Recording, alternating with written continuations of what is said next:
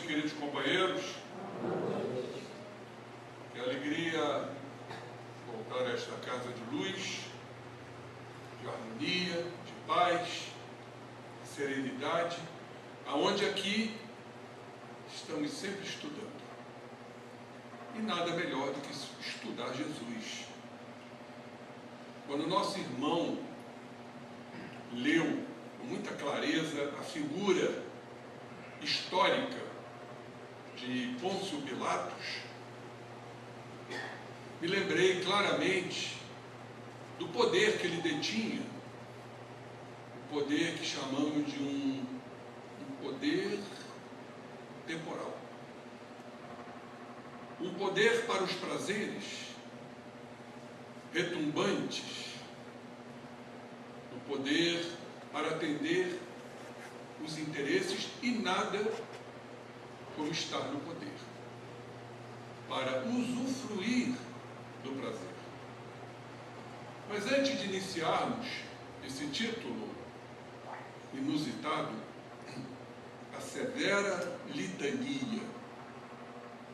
Então é bom a gente esclarecer, né? O que é litania? Jesus se utilizava muito das litanias. Litanias são ladainhas, são repetições. E nós vamos ver no final da apresentação a litania dos ais. Quando Jesus dizia: ai dos hipócritas, ai dos fariseus, ai dos perversos. Então ele repetia esse termo, esse vocábulo, os ais, configurando o termo litania. Agora vocês não vão esquecer mais, com certeza. E a nossa querida Amélia, a quem sigo muito, Amélia Rodrigues, a romancista de Jesus, a poetisa do Evangelho, que esteve certamente ao lado do Mestre, ela inicia este capítulo do livro Há Flores no Caminho, dizendo o seguinte: o seu, com S maiúsculo, era um estranho poder, referindo-se a Jesus. Toda a força, porém, da sua mensagem encontra-se no exemplo da vivência de que ele deu mostras, seguido com muita fidelidade por todos aqueles que o amavam. Então aqui a gente já faz uma observação. Exemplo de vivência. Lembrando uma frase que todos conhecem, que diz que as palavras convencem, mas os exemplos arrastam. E foi exatamente isso que Jesus, pelo seu exemplo de amor, de humildade, de consistência, de lisura, de respeito, até aos adversários, ele arrastava. E por sinal, continua arrastando a todos nós que amamos Jesus. Mas o poder do Cristo, esse estranho poder, não é o nosso poder. É o poder do amor. É o poder supremo que Jesus tinha e nos deixou como um grande legado. Mas no livro Amor Imbatível Amor, da nossa querida Joana de Ângeles, lá no capítulo 2, ela nos fala do poder para o prazer. E ela nos diz o seguinte: a formulação hedonista quer dizer uma filosofia que pregava e continua pregando o prazer acima de tudo. Vamos aproveitar, vamos viver os momentos que a vida nos proporciona, os prazeres materiais, os prazeres em todos os sentidos. se alimentar com comidas muito gostosas, nos empanturrando e outros prazeres mais. Isso era o hedonismo, que pregava esse tipo de prazer. Então a formulação hedonista do prazer conduz o indivíduo a considerá-lo como sendo uma inevitável consequência do poder. E daí conhecemos aquela frase clássica, né? Se quiseres conhecer uma criatura, dê-lhe o poder. Para ver como é que ele vai utilizar esse poder. Transferindo todas as aspirações para esse tipo de conquista. Poder como conquista. O poder como dominação.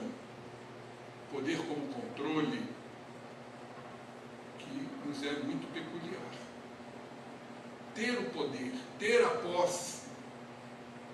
O nosso amor, por exemplo, considerado como amor, que ainda não chega a isso, na sua legítima definição, ainda é um amor possessivo. Onde a ilusão se faz presente. Porque nada nos pertence. Nada, absolutamente nada. Nem nós nos pertencemos, somos do Pai que nos criou. Mas ainda é uma faixa que poderemos considerar como válida, desde que não exacerbemos a conquista, o ter, o utilitarismo. Então é uma conquista muito difundida entre nós espíritos ainda em evolução. Isso é muito confundido com triunfo em apresentação de sucesso. Através do poder, nos diz Joana de Ângeles, o que surge? Por conta do nosso egocentrismo, da nossa vaidade, do nosso orgulho, todos filhotes diletos do egoísmo. Então, através do poder, surge o abuso. Há uma ausência do senso das proporções.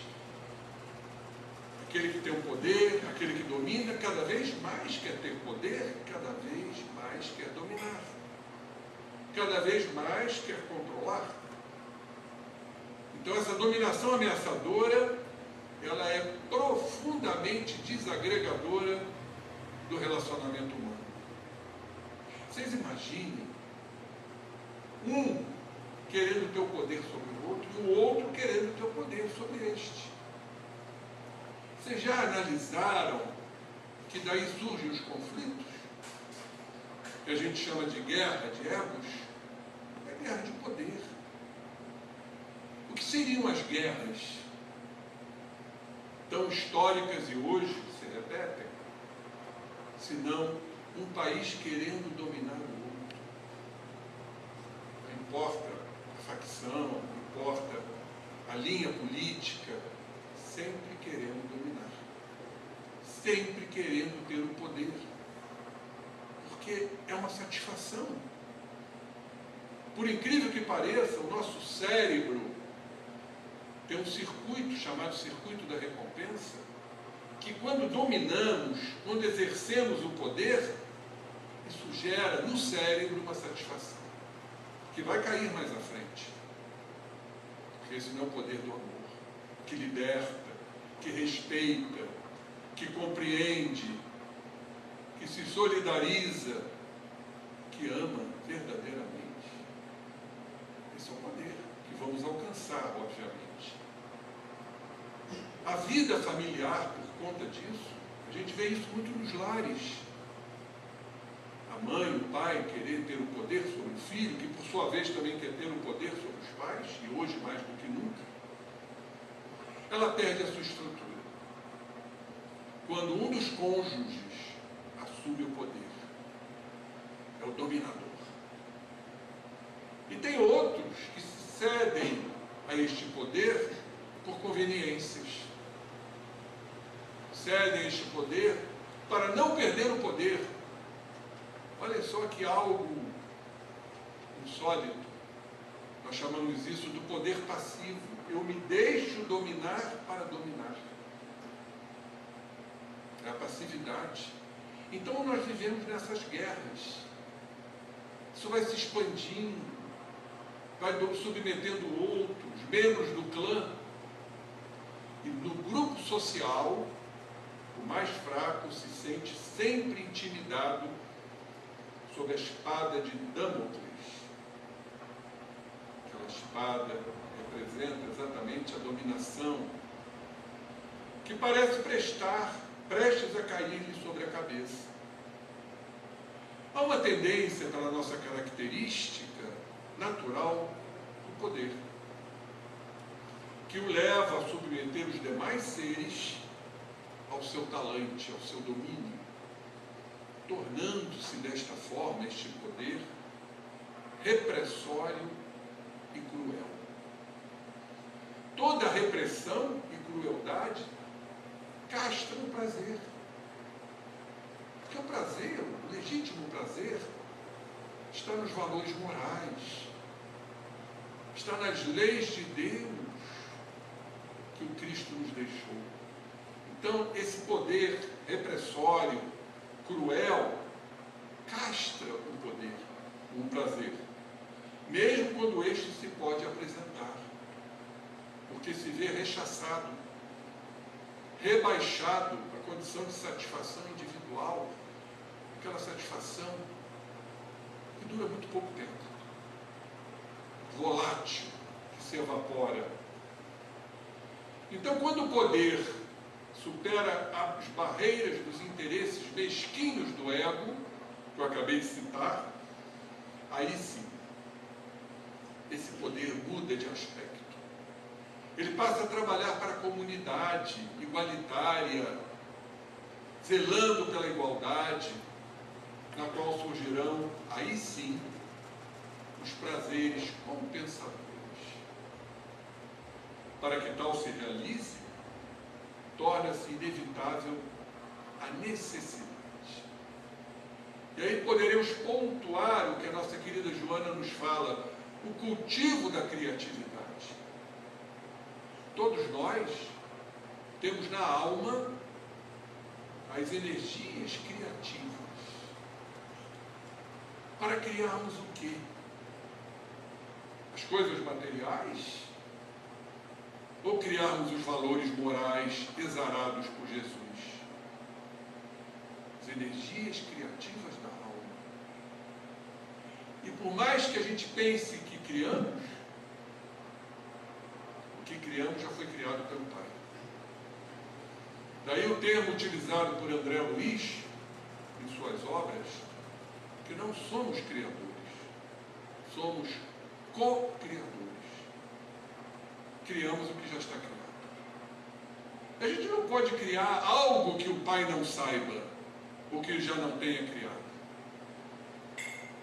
Mas é importante esse cultivo da criatividade,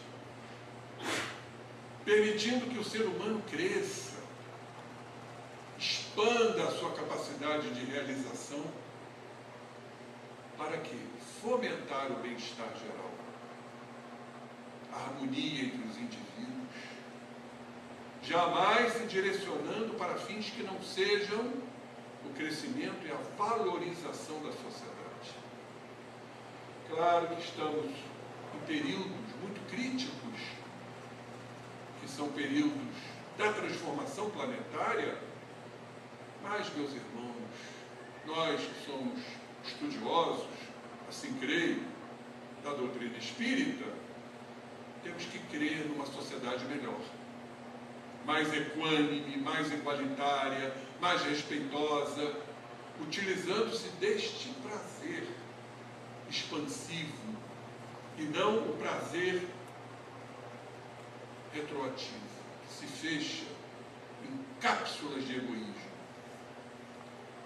Seja qual for a forma de poder, meus irmãos, torna-se imprescindível, olhem só, a liberação da sua carga egoísta para preencher a superior finalidade do prazer.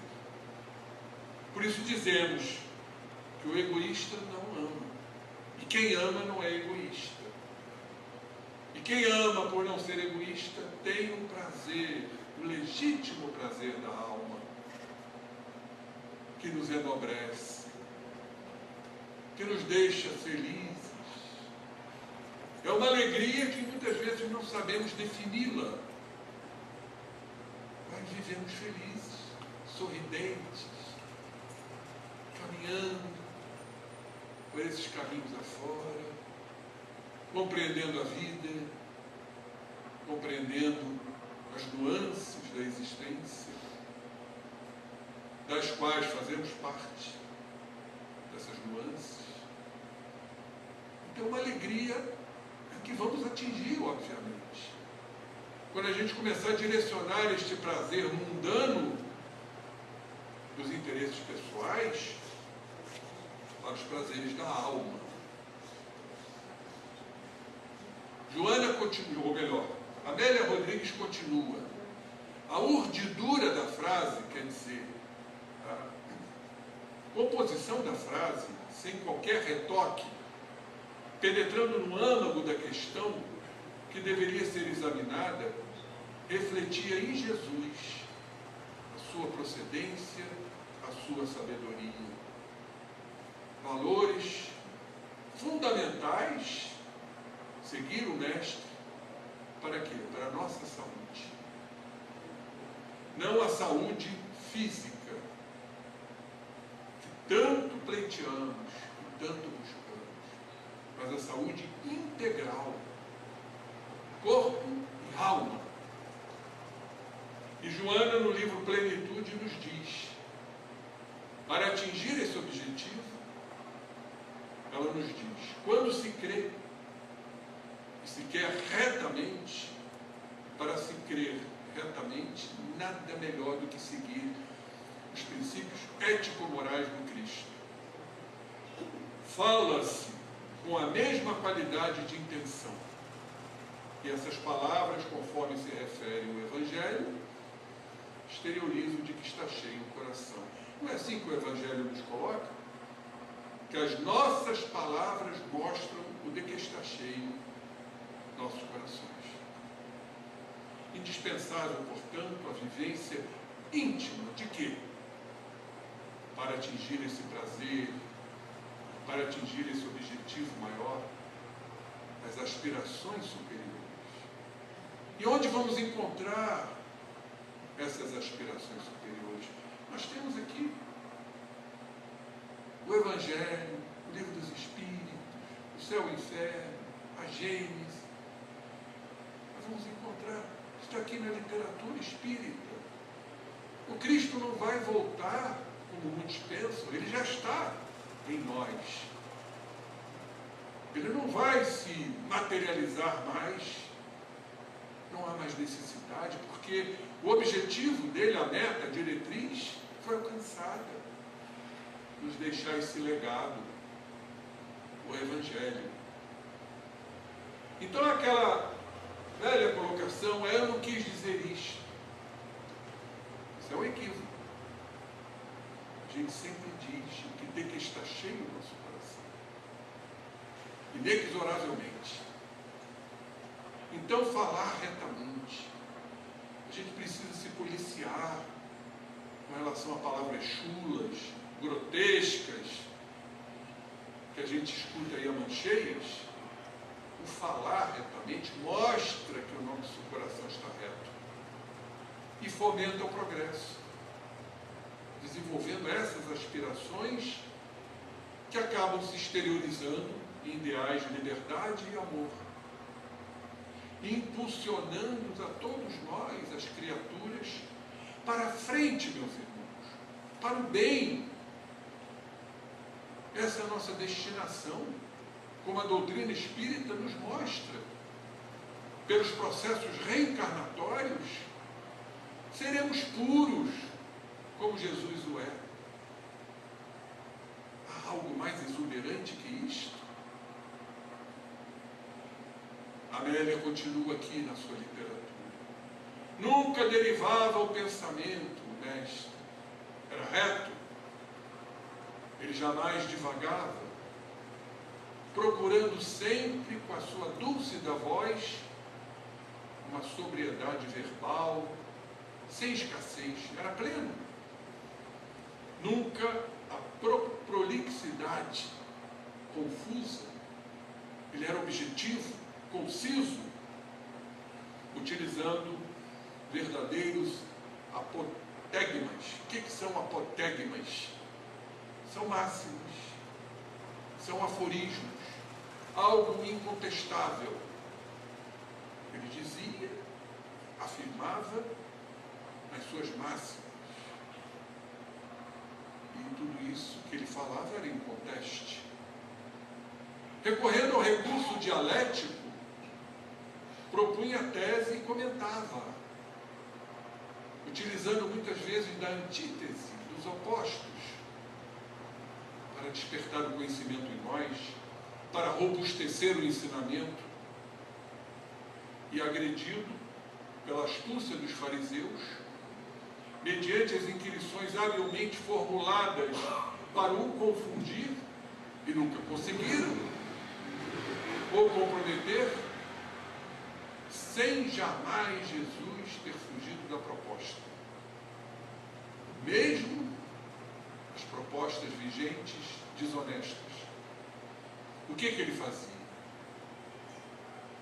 Jesus sabiamente devolvia a indagação. Era assim que ele fazia. Ele devolvia para que o outro pudesse raciocinar. Era uma forma de resposta para facultar ao interlocutor responder-se. É uma técnica que, em verdade, revelava a sua compaixão pelos infelizes. Relembrando compaixão, que ainda estamos muito distantes da compaixão, é um estado de plenitude, onde nos colocamos no lugar do outro, para entender o sofrimento do outro. E quando usamos a compaixão com sentimento, caímos na misericórdia, que vem do latim miserere, quer dizer compaixão, cordis, que quer dizer coração. Daí veio a especialidade médica, cardiologia, cordis, coração. Então ele utilizava toda a sua técnica por compaixão, para que todos despertassem para as realidades que buscavam ignorar. Daí aquela questão, aquela indagação: é lícito pagar seu tributo? Todos inquiriram astuciosamente, porque se Jesus dissesse que era lícito pagar o tributo, ele estava indo em encontro ao povo sofrido pela quantidade de impostos, oprimido. Se ele dissesse que não era lícito pagar o tributo, estava indo contra as leis do César. Olhem que pergunta capciosa. Mas Jesus, pulcro, quer dizer puro, honrado, redarguiu tomando de uma moeda: que vedes? Todos aclamaram: a efígie de César. Daí Jesus ter respondido: dai então a César o que é de César. Ou seja, o lado material, o interesse mercantilista, financeiro, dai a César o que é de César. No entanto, dai a Deus o que é de Deus, para os espiritualizarmos. Concluiu fundamentado nas palavras do interrogante. Não poucas vezes o fato se repetiria. Sua palavra, diz a nossa querida autora, era uma aragem abençoada e refrescante, que perpassava, adentrando-se pelos poros do sentimento. Isso é possível? Claro. Nossos poros se dilatam. Nós não suamos para eliminar o suor tóxico. Por que não eles, os poros, se abrirem para penetrar as palavras de Jesus. Outras vezes alteava-se vibrante, assim era Jesus, verberando, quer dizer, censurando o erro, o crime, como um vento forte, que afasta os miasmas da atmosfera e purifica o tempo.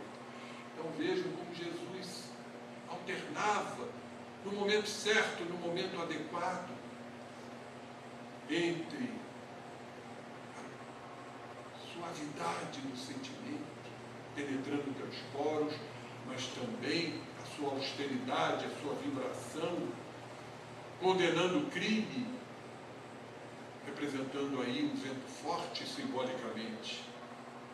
E quando os seus silêncios selavam-lhe os lábios, muitas vezes ele silenciava, o murmúrio de esperanças levantava-se discreto nas vagas aéreas, iluminando a melancolia, a tristeza das horas, com as suaves claridades do seu amor sem limite.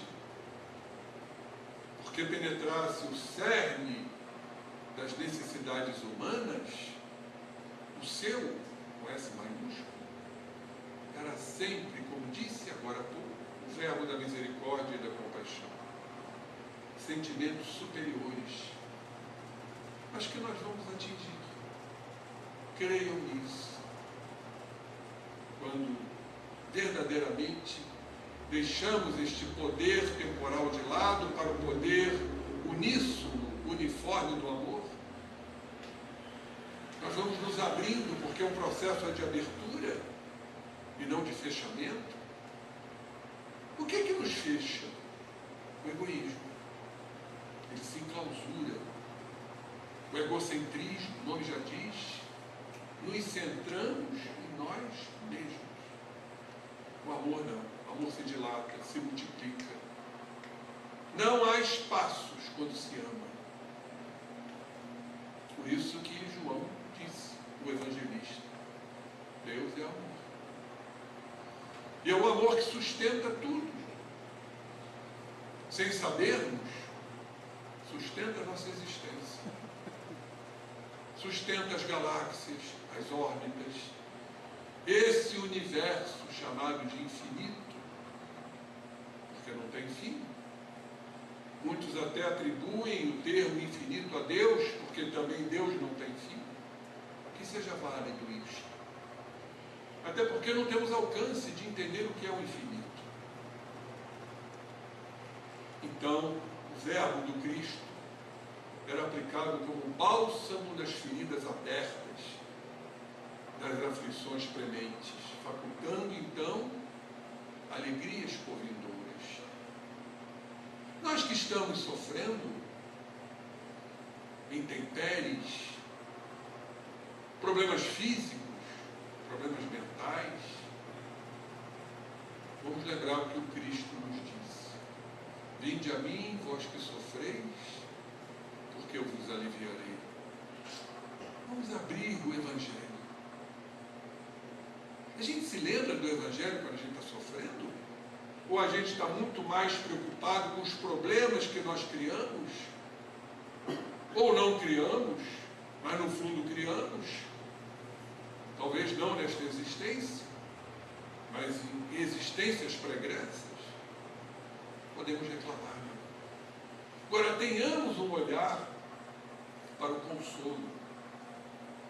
Por que a doutrina espírita foi cognominada por Jesus como Consolador prometido? Eu rogarei ao Pai e Ele enviará outro Consolador. Para que a gente abra, para que a gente absorva tudo que ali está escrito para as nossas valorosas caminhadas. Vamos aqui no livro da nossa querida Joana de novo, que é outra autora que eu sigo e gosto muito, por ser a psicóloga transpessoal, que segundo Divaldo, estará encarnando em breve, quando ele desencarnar.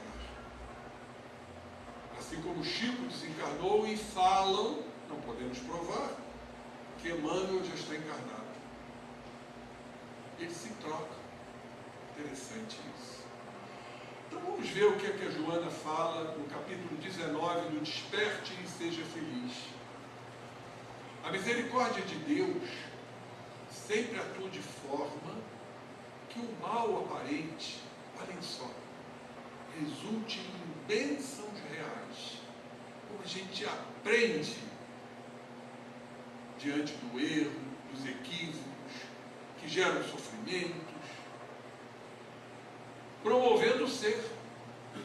Vamos ser promovidos quando ele aprende a retirar as lições edificantes das ocorrências que lhe sucedem. Tentar entender, companheiros, a razão dos sofrimentos. Vamos buscar essa raiz que está em nós. O porquê da doença? Sabemos que não existe a doença, existe o doente. Doente da alma, doente do espírito.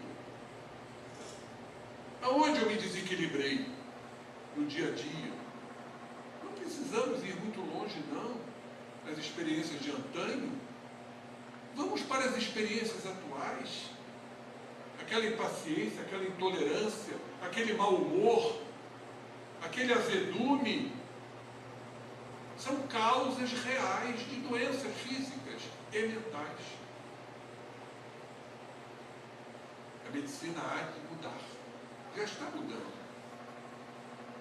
Nós vamos adentrar nessa regeneração na medicina espiritual,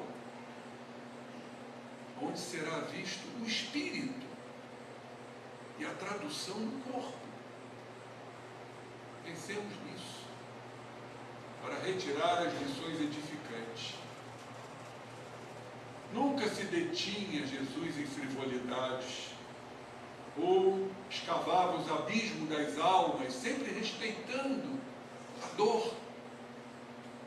Ele aprofundava. Quando ele se referia às coisas do dia a dia, fazia-as fulgurar como arquipélagos sidéreos, jamais ultrapassados, nunca mais esquecidos, até hoje e por todo o tempo. Jesus falava muito poucas palavras. Aliás, é uma característica dos espíritos superiores, não só na literatura, como nas mesas medianímicas.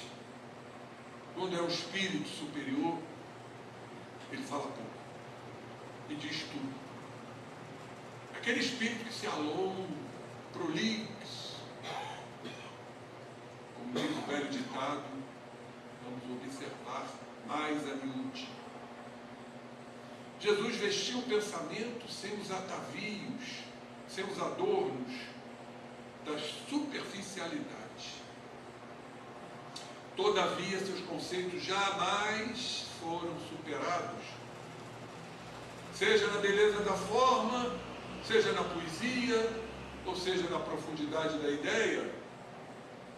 Um verbo em luz, sempre iluminando, ele entreteceu as mais resistentes considerações em torno da vida. Ele ia no âmago, no cerne, consubstanciando os valores transcendentes, espirituais, para que a criatura pudesse superar-se, sair do lodaçal, sair do charco da dor, sublimando as aspirações e fluindo o que mais desejamos, a paz. Não essa paz que muitos pensam, a paz mais profunda, a paz do espírito.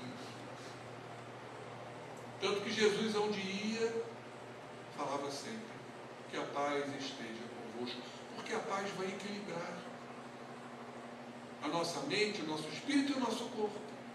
Quem vive em paz não adoece. Indiscutivelmente. Tanto que ele usava um termo hebreu, shalom. Shalom quer dizer paz plena. e temos que agradecer. A gratidão como recurso para a aquisição da paz. Vamos lá em Joana de novo, na psicologia da gratidão. Lembrando que quando fomos criados, Deus nos concedeu a graça. Vocês sabiam que todos nós temos a graça? Todos nós temos todos os valores morais sólidos, semeados no nosso espírito, para que a gente, através das reencarnações propiciatórias, desenvolver esses valores que foram semeados. Então a graça, da palavra graça, etimologicamente, vem a gratidão. Agradecer a graça que temos e doarmos a graça. Daí o Cristo ter dito: dai gratuitamente o que gratuitamente recebeste. Graça, gratidão e gratuidade são termos da mesma origem etimológica. E a Joana diz: a verdadeira paz é adquirida mediante o logro da autorrealização. Nos realizarmos como espíritos. Coroamento do processo de autoconhecimento. Como vamos mudar se não nos conhecermos? Mudar o quê? A gente vai viver na ilusão? Para mudarmos as nossas condutas, temos que saber o que é preciso para mudar. São os padrões do dever. E isto resulta no verdadeiro prazer de que falamos. Amélia Rodrigues diz: legou-nos a técnica do amor, mediante a palavra de bondosa diretriz.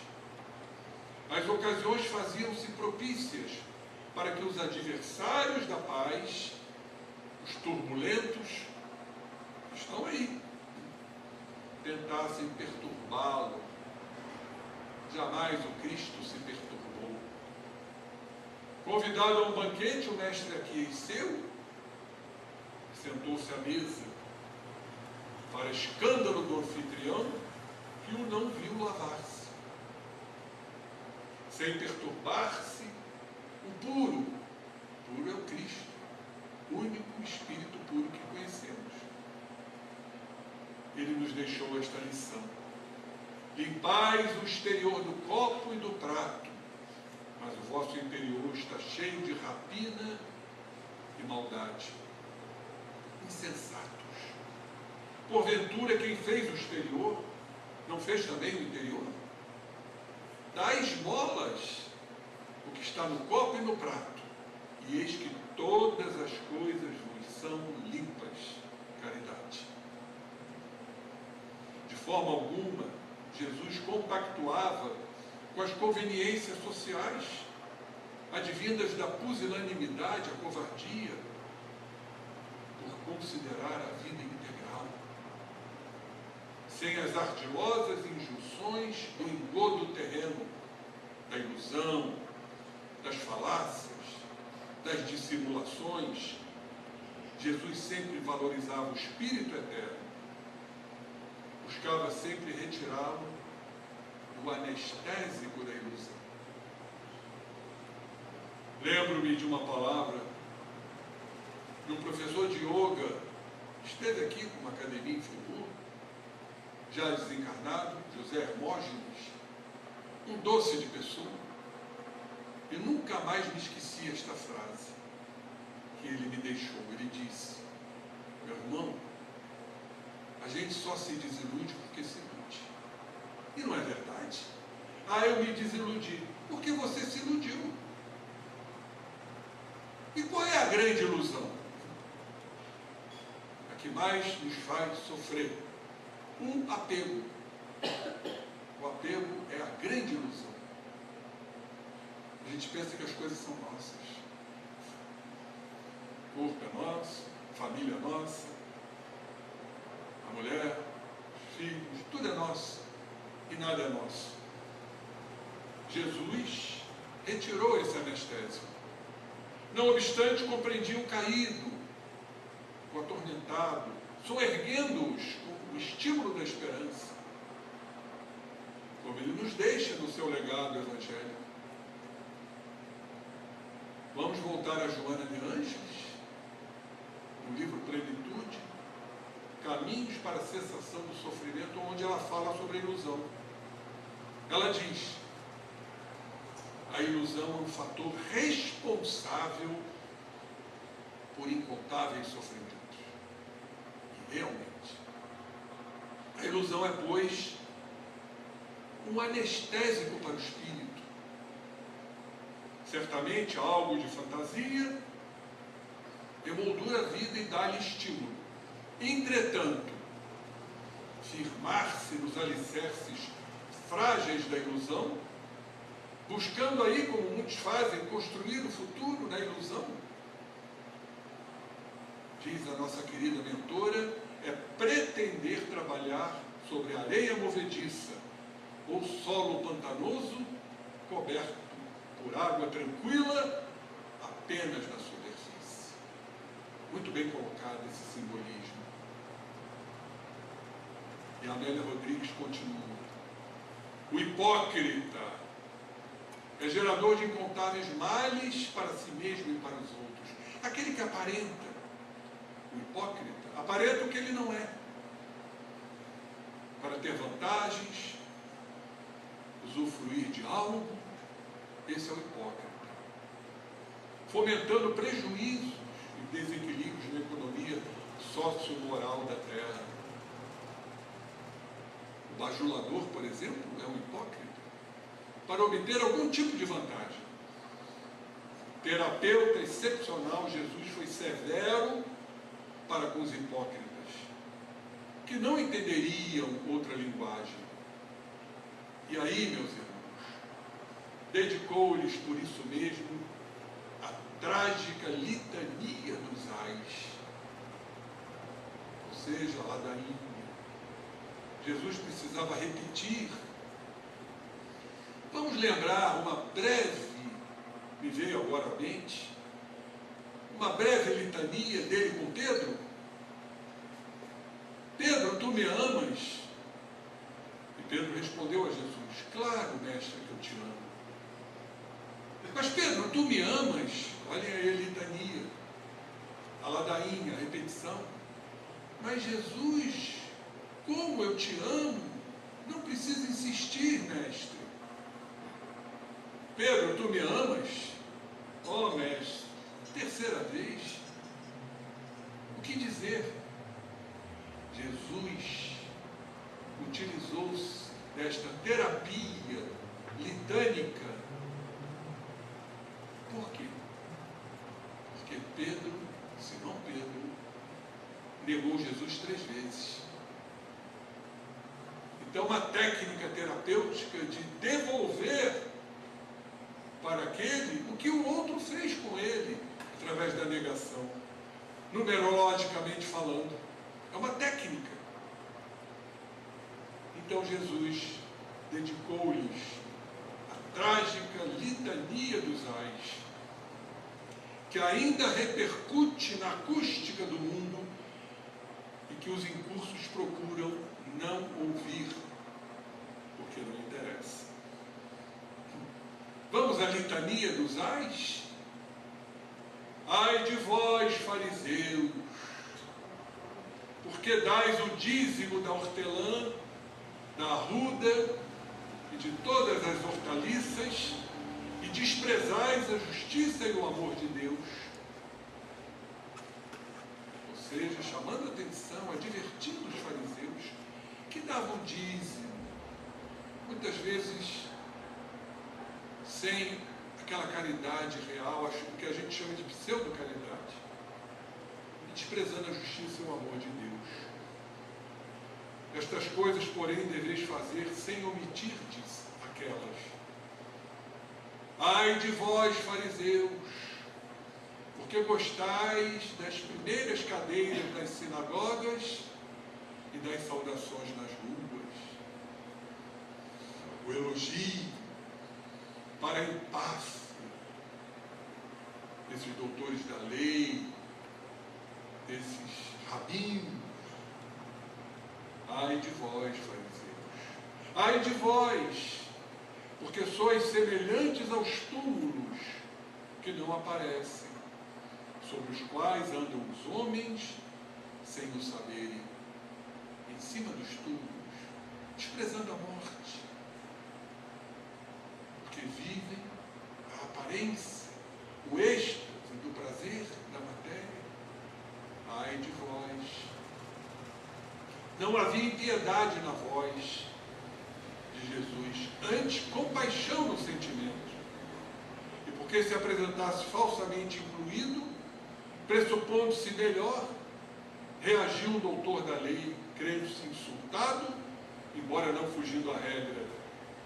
Sem o temer, prosseguiu o Senhor: ai de vós também, doutores da lei, porque carregais os homens com fardos difíceis de suportar, enquanto sequer com um dedo vosso os tocais. Ai de vós, porque erigis os túmulos dos profetas que vossos pais mataram, os profetas, os missionários. Assim dais testemunhos e consentis nas obras de vossos pais, porque eles o mataram, e vós lhes erigis os túmulos. Dando importância a esses pais que cometeram o homicídio. A litania dos ais permanece severa, verderando a mentira, ou seja, censurando a mentira, concitando o homem à renovação, enquanto é tempo, porque logo mais já será tarde demais. Que não seja tarde para nós. O de Jesus era assim. Litania dos ais, um estranho poder. Sabem qual? A verdade. Por isso que ele disse: eu não tenho a verdade, eu sou a verdade. Porque ter a verdade o outro pode retrucar, eu também tenho a verdade. Então Cristo disse: eu sou a verdade. Isso é incontestável. Não tem como se opor. Eu sou a verdade. Ai de vós, doutores da lei, porque tirastes a chave da ciência, vós mesmos não entrastes no conhecimento perfeito, e impedistes aos que entravam. A triste melodia provocou-lhes a ira, armando-lhes a consciência entenebrecida para calar aquela voz. Só que calaram a voz material. A voz do Cristo continua perpassando nossos corações. A trama contra a verdade corporificou-se e prossegue até hoje, meus irmãos, ainda dominando por enquanto, fazendo vítimas. Porém, aos seus famanazes, vitimando. Prometem o que não possuem e aparentam o que não são. Aquela vergonhosa fragilidade do lodo carnal em que transitam, fatos vaidosos. Interessante, outra interpretação de vaidade é uma glória vã. São sinônimos. O vaidoso, ele sente uma glória, mas vazia, de aparentar aquilo que ele não é. E todos, sem poderem fugir à noite do túmulo, nem à madrugada do amanhecer. E assim somos nós, ainda na obscuridade, na noite do espírito escura, no ermo, mas já com o coração pulsante, aguardando a madrugada, que ela vai anunciar o amanhecer, o dealbar, quer dizer, o amanhecer do espírito,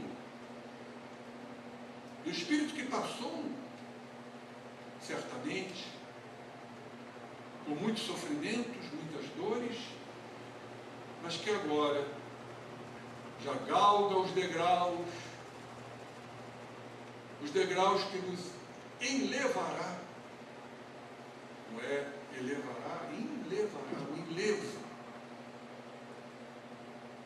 para condições melhores, que nós aspiramos, que nós desejamos, desde que, entendendo a litania dos ais, possamos ser diferentes, possamos ser os verdadeiros trabalhadores da última hora, não só o trabalho para com o próximo, nesse serviço excepcional da caridade, mas a nossa autocaridade. Sejamos autocaridosos conosco mesmo, trabalhando exatamente essas potencialidades que estão em nós, que não temos nem ideia do quão isto representa. Ainda estamos no grão de mostarda, porque o reino de Deus que está em nós é muito representado por este grão de mostarda, além da fé.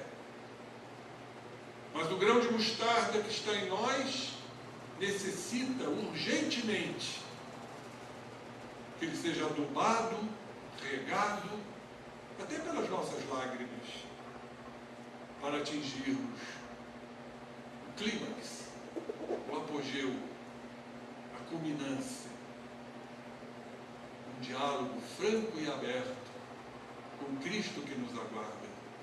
Vinde a mim, vós que estão sofrendo, me sigam, vinde a mim, neguem-se a si mesmos, tomem suas cruzes necessárias para me seguir, o bom pastor, Jesus, o grande amor que veio a nós e está em nós. Graças a Deus.